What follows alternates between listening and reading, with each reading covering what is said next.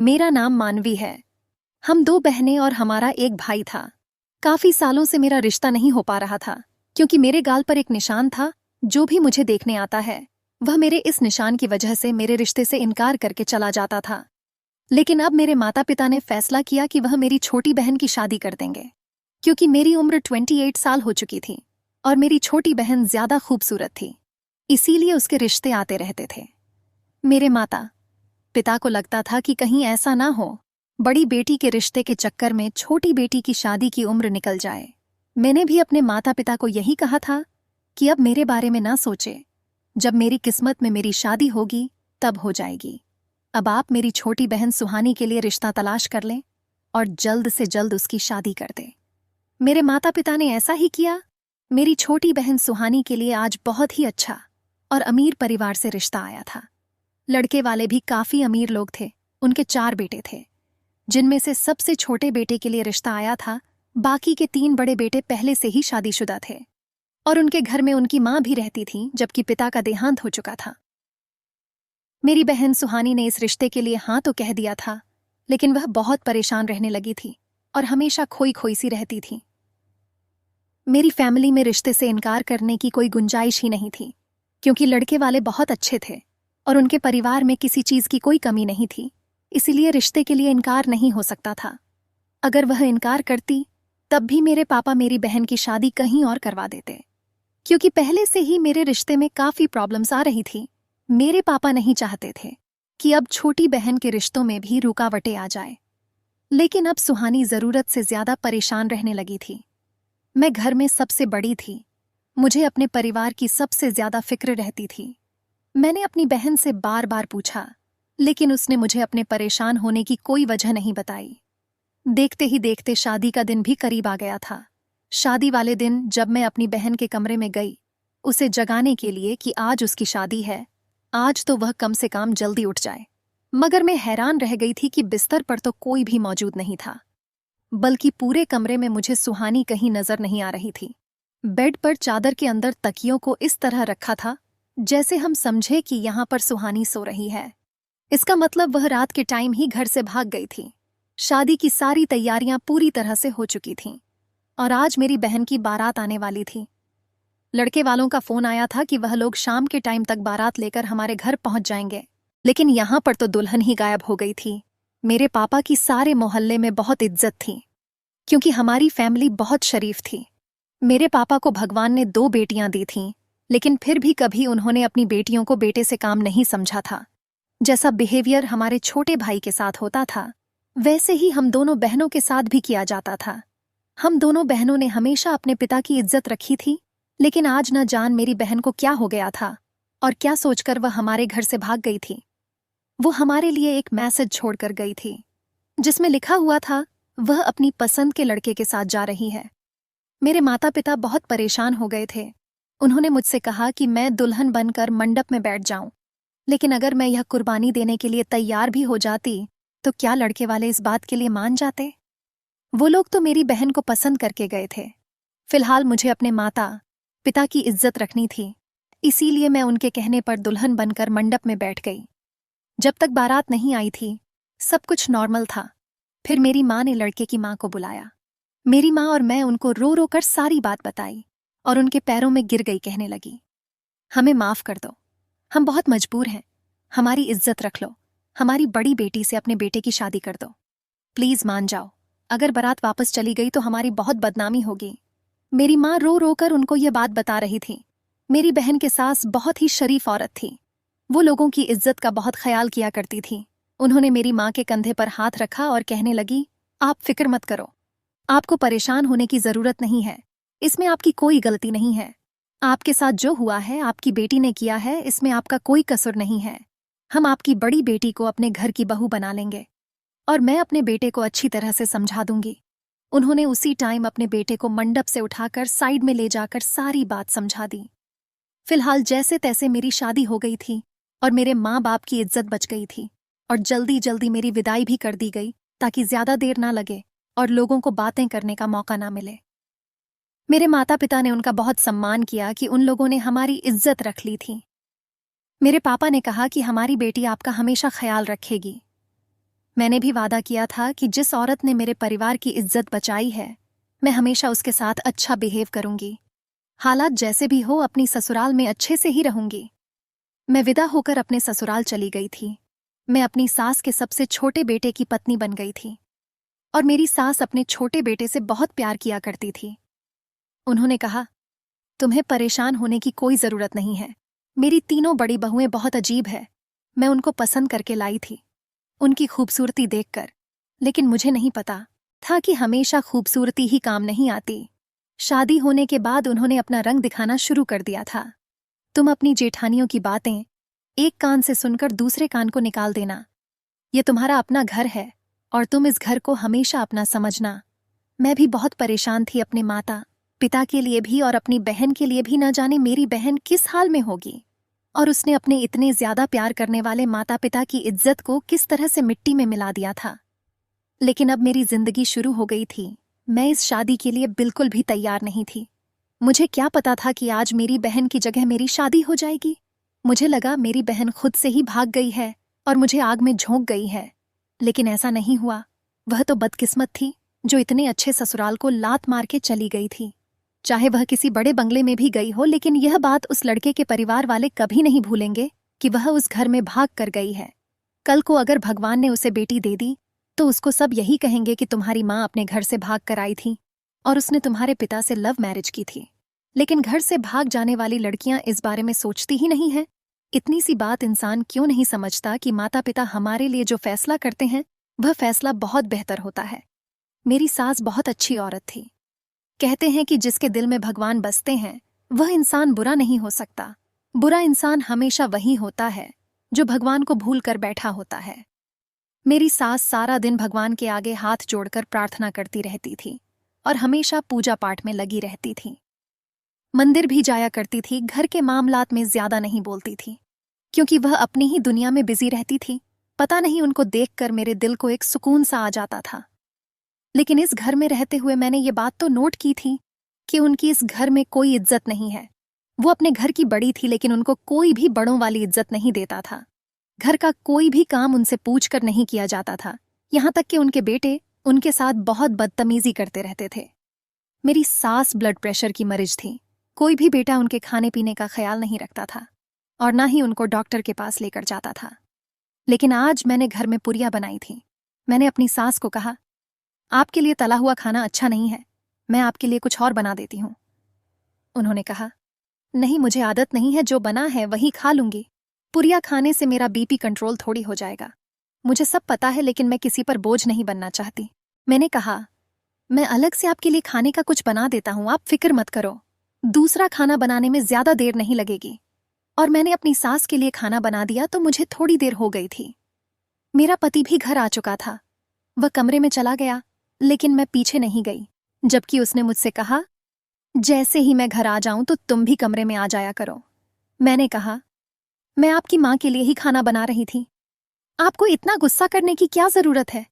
मेरे पति ने उल्टा मुझ पर ही गुस्सा करना शुरू कर दिया। कहने लगा कि पिछले 1 घंटे से मैं घर आया हुआ हूं, तुम मुझसे पानी के लिए भी नहीं पूछ सकती। तुम्हें कम से कम मेरा ख्याल तो रखना चाहिए। चलो मेरे लिए जाकर खाना लाओ। मैंने कहा, मैं तो आपकी माँ की सेवा कर रही थी, कुछ गलत नहीं कर रही थी। आपको तो इस बात से खुश होना चाहिए। मेरे पति ने कहा कि कोई जरूरत नहीं है मेरी माँ की सेवा करने की।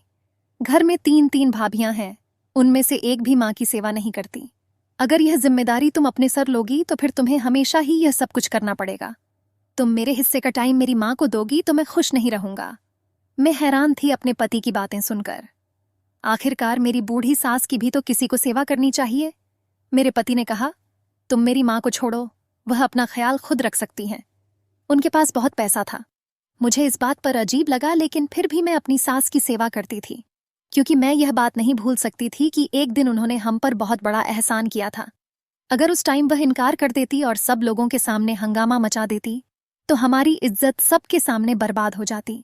मेरी ससुराल दूसरे शहर की थी, इसीलिए हमारे रिश्तेदारों या आस पड़ोस के लोगों को मेरी बहन के बारे में पता नहीं चला था और यह भी नहीं पता था कि अपनी बहन की जगह विदा होकर मैं आ गई हूं।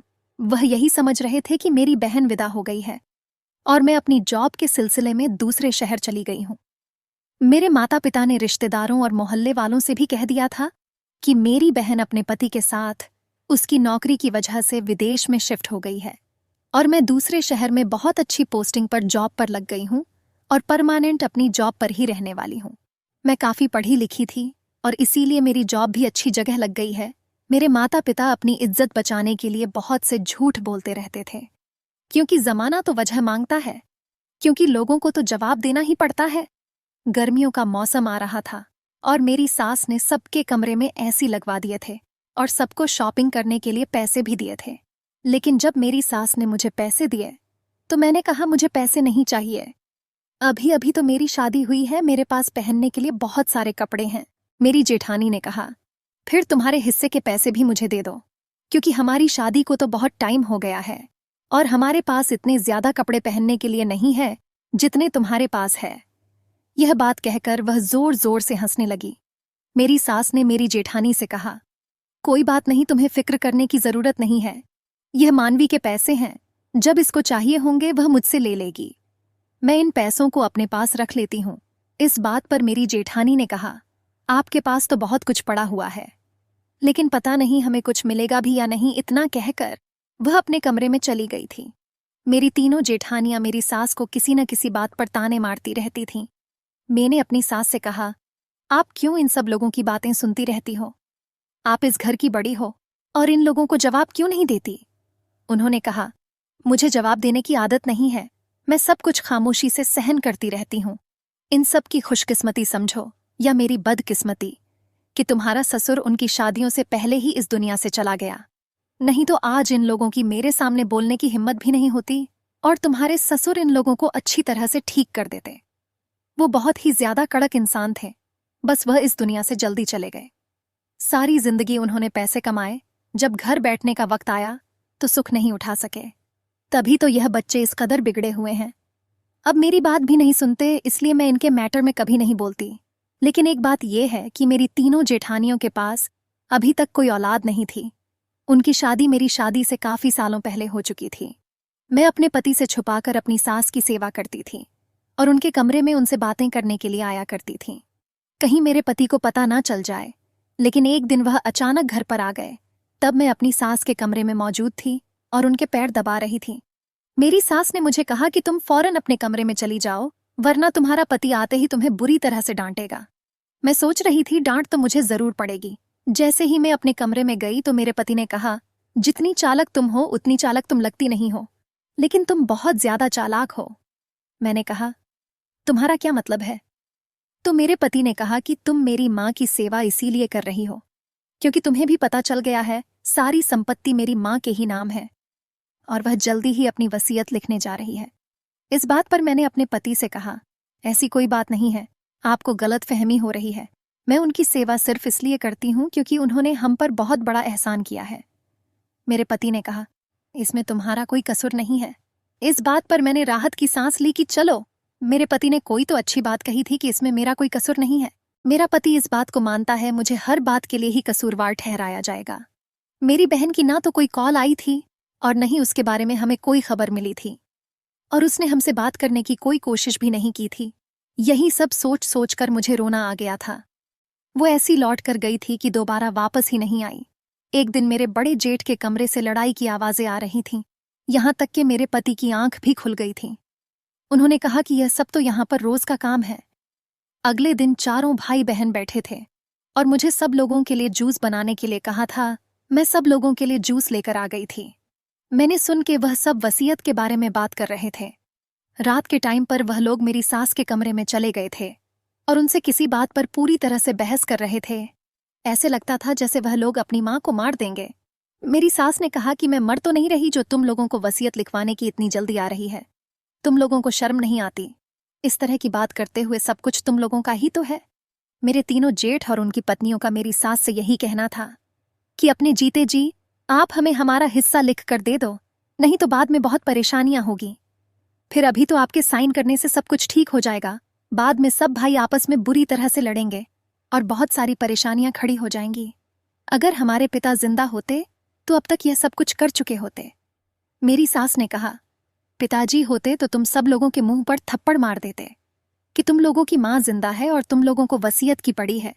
मैं सारा घर चला रही हूँ, तुम लोगों के अच्छे बुरे सारे खर्च उठती हूँ। घर में राशन भी मेरे पैसों से ही आता है। तुम लोगों ने कभी एक पैसा घर में खर्च नहीं किया है। हर वक्त तुम लोग अपनी फैमिली पर ही खर्च करते हो। कभी किसी ने मेरा भी ख्याल नहीं किया और मैं हूं कि हमेशा तुम लोगों का ही ख्याल करती हूं। फिर भी तुम लोग आज मेरे सामने खड़े होकर मुझसे इस तरह की बातें कर रहे हो। पहले तो 30-40 हजार में घर का खर्च चलता था, अब तो लगभग 1 लाख से ज्यादा खर्च करने पर भी घर का खर्चा नहीं चलता। मेरी सास बहुत पढ़ी लिखी औरत थी और वह अच्छी सोच रखती थी। उन्होंने अपने बेटों से सीधी बात कर दी। उनकी बात सुनकर उनके बेटे खामोश हो गए थे। मैं इस मैटर में बोलने लगी तो मेरे पति ने कहा, तुम्हें ज्यादा बोलने की जरूरत नहीं है। मेरे पति कहने लगे, भाभियों को देखो, हर बात में अपने पति का साथ देती है और तुम मेरी माँ की नौकरानी बनकर रह गई हो। ऐसा लगता है शायद तुम्हारी बहन तुमसे ज्यादा समझदार होगी। तुमसे शादी करने से अच्छा था कि मैं तुम्हारी बहन से ही शादी कर लेता। हम दोनों पति पत्नी इसी बात को लेकर खूब बहस कर रहे थे और बस यह छोटी सी लड़ाई बहुत ज्यादा बड़ी बन गई थी। उन लोगों ने जबरदस्ती अपनी माँ को इंसल्ट करना शुरू कर दिया था ताकि वह तंग आकर खुद ही अपनी जायदाद अपने बेटों के नाम कर दे। घर में हर रोज लड़ाई झगड़ा होने लगे थे। मेरी सास ने कहा, जब तक मैं जिंदा रहूं तब तक ऐसा नहीं होगा। मैं अपने जीते जी तुम लोगों के नाम कुछ भी नहीं करूंगी। घर में बड़ी परेशानी वाला माहौल हो गया था। मैं भी परेशान रहने लगी थी और मेरी सास भी परेशान थी। मेरी सास ने कहा कि मेरा दिल कर रहा है कि मैं अपने बेटों को कुछ न दूं, क्योंकि यह लोग किसी चीज के भी काबिल नहीं थे। मेरी सास ने अपने बेटों से कहा कि मेरे पति ने यह सब कुछ बनाया है, तुम लोगों ने नहीं बनाया। तुम लोगों को घर मिल रहा है, खाना मिल रहा है, यही तुम लोगों के लिए काफी है। इसी में तुम लोगों को खुश हो जाना चाहिए। मेरी सास ने अपने बेटों से यहां तक भी कह दिया था, दिल तो करता है कि मैं अपनी सारी जायदाद गरीबों को दान कर दूं और सुकून से मर जाऊं। मेरी सास बहुत ज्यादा परेशान रहती थी कि इंसान अपनी औलाद के लिए कितनी परेशानियां खेलता है और अपने बच्चों को कितनी तकलीफ से पैदा करता है। इसके बाद भी तकलीफ उठना है। जब तक जिंदा रहता है बच्चों के बारे में सोचता रहता है। मेरी सास ने कहा, मैं 4 बेटों की माँ हूं, लेकिन आज मुझे इस बात पर बहुत शर्मिंदगी हो रही है। मेरा एक भी बेटा ऐसा नहीं है जिसने कभी मेरा ख्याल किया हो। उधर मेरी सास के बेटों ने प्लान बना लिया था कि प्रॉपर्टी के पेपर बनवा लेते हैं और इस पर माँ के साइन के बजाय उनका अंगूठा लगवा लेते हैं। वो लोग धोखाधड़ी से यह काम करना चाहते थे। उन्होंने सोचा कि उनकी माँ को पता भी नहीं चलेगा, जबरदस्ती अंगूठा ले लेंगे। लेकिन यह बात मेरी सास ने सुन ली थी और अपने बेटों की बहुत सारी बातें भी सुनी थीं, यहाँ तक कि वह रो रो कर बेहोश हो गई थीं। उन्हें अपने बेटों से इतनी भी ज्यादा बुरी उम्मीद नहीं थी। उनके बेटे हद से ज्यादा गिर गए थे। उन्होंने कहा कि मुझे नहीं पता था, मेरे बेटे इस हद तक गिर गए हैं कि अब उन्होंने हद ही पार कर दी है। उनकी पत्नियां दिन रात अपने पतियों के दिमाग खराब करती रहती है और मेरा पति भी अपनी भाभी की ही बात सुनता था। मेरी सास ने कभी किसी बहू के साथ कोई बदतमीजी या बुरा सलूक नहीं किया था, कभी उनसे बदतमीजी से बात तक नहीं की थी। फिर भी वह सब उनकी दुश्मन बनी हुई थी, ये सोचकर मुझे बहुत बुरा लगता था। एक रात हमारे घर में बहुत ज्यादा झगड़ा हो गया था। सब लोगों ने अपनी हद पार कर दी थी। आज 4 बेटों ने अपनी माँ पर हाथ तक उठा लिया था। ये देखकर मेरी तो आंखों में आंसू आ गए थे। मेरी सास की तबीयत बहुत खराब हो गई थी। मैं उनकी तबीयत का पता करने के लिए गई। उन्होंने अपने कमरे के दरवाजे को अंदर से लॉक कर लिया था। मैंने सोचा शायद वह बहुत परेशान है। मैंने उनको तंग करना ठीक नहीं समझा था। उसके बाद मैं भी अपने कमरे में जाकर सो गई थी। मेरी सास को पता चला था कि उनके बेटे इस हद तक गिर चुके हैं। वह बहुत ज्यादा उदास रहने लगी थी। मेरी सास मेरे अलावा किसी पर भी भरोसा नहीं करती थी, क्योंकि उनके अपने बच्चे ही उनकी जान के दुश्मन बने हुए थे। एक दिन मेरे पति ने कहा, मेरी माँ तुम पर बहुत भरोसा करती है। हमारे हाथ से तो कभी वह एक गिलास पानी लेकर भी नहीं पीती। तुम उनको चाय में मिलाकर बेहोशी की दवाई दे दो ताकि हम उनका अंगूठा लगवा लें। मैंने कहा, मैं ऐसा बिल्कुल भी नहीं करूंगी। मेरी सास मेरी माँ सम्मान है और मैं अपनी सास के साथ गलत नहीं कर सकती। मेरे पति ने कहा कि इसमें तुम्हारा ही फायदा है। मेरे पास जितनी भी प्रॉपर्टी आएगी तो तुम्हें भी मिलेगी। तुम मेरी भाभियों की तरफ देखो, वह कितनी समझदार है। एक मेरी ही किस्मत फूट गई है जो मैंने तुमसे शादी कर ली और तुम मुझे मिल गई हो। बस करो ये दिखावा करके तुम्हें कुछ नहीं मिलेगा। वो तुम्हारी सास है और सास बहू में कभी कोई दोस्ती नहीं हो सकती। मेरे पति ने मुझे पहले बहुत प्यार से समझाया। मैंने साफ इनकार कर दिया था। फिर उसने मुझे काफी सारी बातें सुनना शुरू कर दी और मुझे खूब झगड़ा करने लगा कि मैं तुम्हें तलाक दे दूंगा। मैंने कहा, तुम जैसे इंसान के साथ में रहना भी नहीं चाहती? इससे अच्छा है कि तुम मुझे तलाक ही दे दो। जो इंसान अपनी माँ के साथ धोखा करने को तैयार है, कल को अपनी पत्नी को भी बेच देगा। इस बात पर मेरे पति ने मेरे मुंह पर जोरदार थप्पड़ मार दिया। मेरी सास ने मेरे चेहरे पर थप्पड़ का निशान देख लिया। उन्होंने मुझसे पूछा, तुम्हारे चेहरे पर क्या हुआ है? मैंने कहा, मैं सीढ़ियों से गिर गई थी, इसीलिए चोट लग गई। मेरी सास कहने लगी, बेटी मैं बूढ़ी हो चुकी हूं, मुझे पता है तुम गिरी नहीं हो, बल्कि तुम्हारे पति ने तुम पर हाथ उठाया है। मैं सच कह रही हूं ना? तुम मुझसे कुछ छुपा रही हो। अब साफ साफ बता दो क्या बात है। मैंने उनको सच बात तो नहीं बताई थी, क्योंकि मैं उनको और ज्यादा परेशान नहीं करना चाहती थी, लेकिन शायद वो सारी बात समझ रही थी। मुझे देखते ही उनकी आंखें भर आई थीं और वह रोने लगी थीं। इसी तरह से दिन गुजरते चले जा रहे थे। एक दिन ना जाने क्या हुआ, मुझे रात को टाइम से पहले ही नींद आ गई थी। लेकिन लगभग रात के 2 बजे अचानक मेरी सास के चिल्लाने की आवाज आने पर मेरी आंख खुल गई। मैं उनके कमरे की तरफ भागी। जैसे ही मैं अपनी सास के कमरे में गई, मैंने देखा मेरी सास के 4 बेटे और उनकी पत्नियां वहीं पर खड़ी हुई थीं। मैं हैरान थी कि अब न जाने क्या हो रहा है।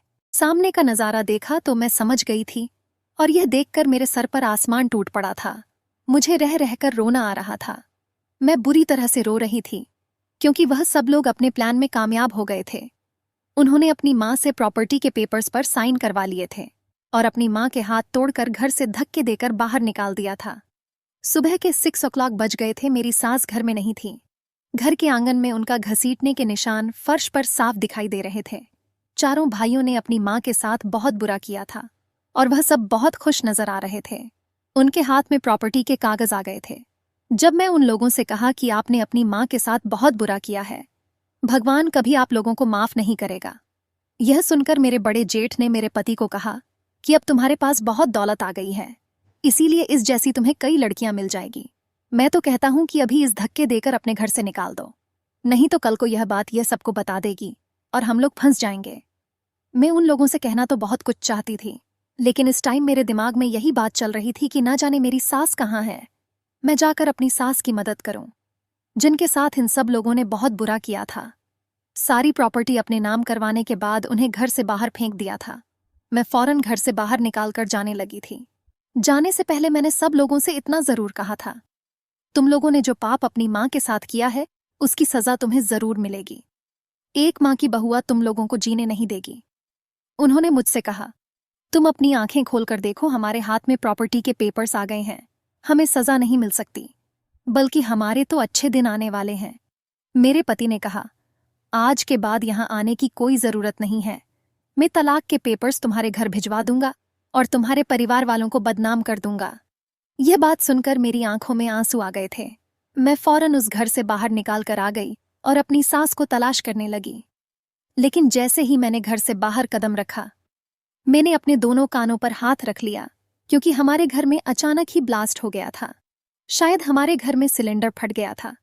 घर में बुरी तरह से आग लग गई थी और वहां पर बहुत ज्यादा लोगों की भीड़ जमा हो गई थी। फायर ब्रिगेड को भी बुलाया गया था। घर बुरी तरह से जलकर राख हो गया था। मैंने इतनी खतरनाक आग पहले कभी नहीं देखी थी। यहां तक कि मैं काफी दूर चली गई थी। थोड़ी देर बाद इतना जोरदार धमाका हमारे घर पर हुआ था कि मैंने अपने कानों को बंद कर लिया था। इस हादसे की वजह से बहुत सारे घरों पर भी असर हुआ था, लेकिन मेरी ससुराल का घर पूरी तरह से बर्बाद हो गया था। जब मैंने यह सब कुछ देखा तो मैं हैरान रह गई थी। उसके बाद मेरी नज़र आसमान की तरफ चली गई थी कि क्या ये इन लोगों को सजा मिली थी, क्योंकि घर को देखकर तो ऐसा ही लग रहा था कि कोई भी जिंदा नहीं बचा होगा। शायद मेरी जिंदगी लिखी हुई थी, तभी तो मैं फौरन ही उस घर से बाहर निकल आई थी। मैंने अपनी सास को तलाश कर लिया था और उनको अस्पताल में एडमिट करवा दिया था। उनका ट्रीटमेंट करवाया। कुछ दिन बाद मेरी सास का हाथ ठीक हो गया था। पता चल गया कि उनके तीनों बड़े बेटे इस दुनिया से जा चुके हैं और तीनों बहुएं भी बुरी तरह से जल गई थीं और वह भी इस दुनिया में नहीं रही। लेकिन उनका सबसे छोटा बेटा, जो मेरा पति था, उसकी हालत अभी सीरियस थी और वह अस्पताल में एडमिट था। वो जिंदा तो था, मगर कुछ बोल नहीं पा रहा था। यह खबर मैंने अपनी सास को बताई तो वह खामोश हो गई थी। ऐसा लगता था या तो वह कोमा में चली गई थी या उनको समझ नहीं आ रहा था कि मैं क्या करूं। लेकिन कुछ दिनों बाद खबर आई थी कि इलाज के दौरान मेरा पति भी इस दुनिया से चला गया था। अब हम सास बहू अकेले ही बचे थे। काफी दिनों के इलाज के बाद मेरी सांस बिल्कुल ठीक हो गई थी। मेरे पति की हालत बहुत ज्यादा सीरियस थी, इस वजह से डॉक्टर उन्हें बचा नहीं पाए थे। मैं अपनी सास के पास उनके दूसरे घर में रहती हूँ, जो पहले उन्होंने किराए पर दिया हुआ था। मैं अपनी सास को अकेला नहीं छोड़ सकती थी। मैं अब जॉब करती हूँ और अपना और अपनी सास का बहुत ख्याल रखती हूँ। मेरी सास मुझे अपनी बेटियों की तरह ख्याल रखती है। उनके बेटों ने तो लालच की हद ही पार कर दी थी, लेकिन उन सब लोगों को उनके किए की सजा मिल गई थी। भगवान ने उनको दुनिया में ही सजा दे दी थी। और इस हादसे के बाद काफी लोगों को यह बात पता चल गई थी कि किसी माँ का दिल दुखाने की बहुत बड़ी सजा होती है। इसीलिए कभी भी अपनी माँ का दिल नहीं दुखाना चाहिए। एक माँ ही होती है जो हम लोगों की अच्छी बुरी परेशानी को समझ जाती है। बुढ़ापे में अगर हम अपने माता पिता का सहारा नहीं बनते तो यह हमारी सबसे बड़ी गलती है। माँ बाप को नाराज करने वाला कभी खुश नहीं रहता, और उस इंसान से भगवान भी नाराज हो जाते हैं। मैं जॉब करती हूँ और अपनी सास का खर्चा खुद उठाती हूँ। हम सास बहू इज्जत की जिंदगी जी रहे हैं और बहुत बेफिक्र हैं। दोस्तों, वीडियो कैसा लगा कमेंट करके जरूर बताना। वीडियो को लाइक और चैनल सब्सक्राइब कर देना।